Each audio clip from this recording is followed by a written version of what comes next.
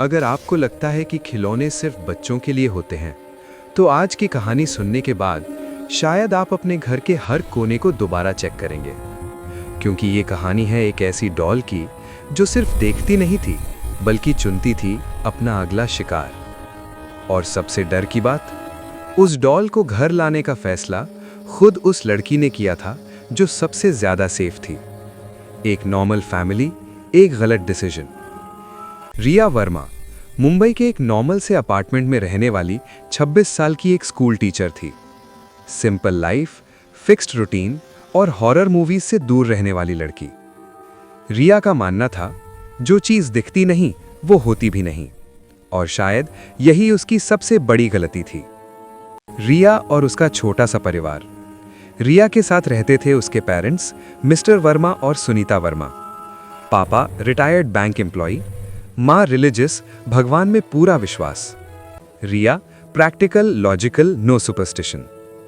इस घर में ना कोई तांत्रिक था, ना कोई पूजा पाठ का ड्रामा, और ना ही कोई पुरानी हॉरर कहानी। सब कुछ नॉर्मल था जब तक वो डॉल नहीं आई। दी एंटीक स्टोर। एक शाम स्कूल से लौटते वक्त रिया की नजर पड़ी एक पुरानी एंटीक शॉप पर।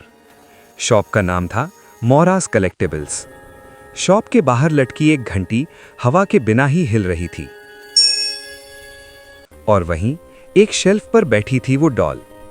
छोटी सी बॉडी, बड़े काले आंखें और चेहरे पर एक ऐसी मुस्कान जो मुस्कुराहट कम, वार्निंग ज्यादा लग रही थी। उस डॉल का नाम लिखा था लबूबू। रिया का दिल बिना वजह तेज धड़कने लगा।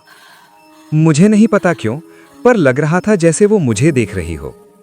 शॉपकीपर वार्निंग, इससे मत ले जाइए मैडम। तभी शॉपकीपर बोला, मैडम ये डॉल नॉर्मल नहीं है। रिया हंस पड़ी। आप शॉपकीपर लोग हर चीज को हॉन्टेड बोलते हो। शॉपकीपर का चेहरा सीरियस हो गया। इस डॉल के पहले 3 ओनर्स, तीनों का घर खाली हो चुका है। साइलेंस।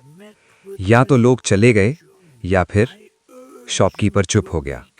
रिया ने डॉल खरीद ली और उसे एक डिसीजन ने पूरी कहानी लिख दी। First night.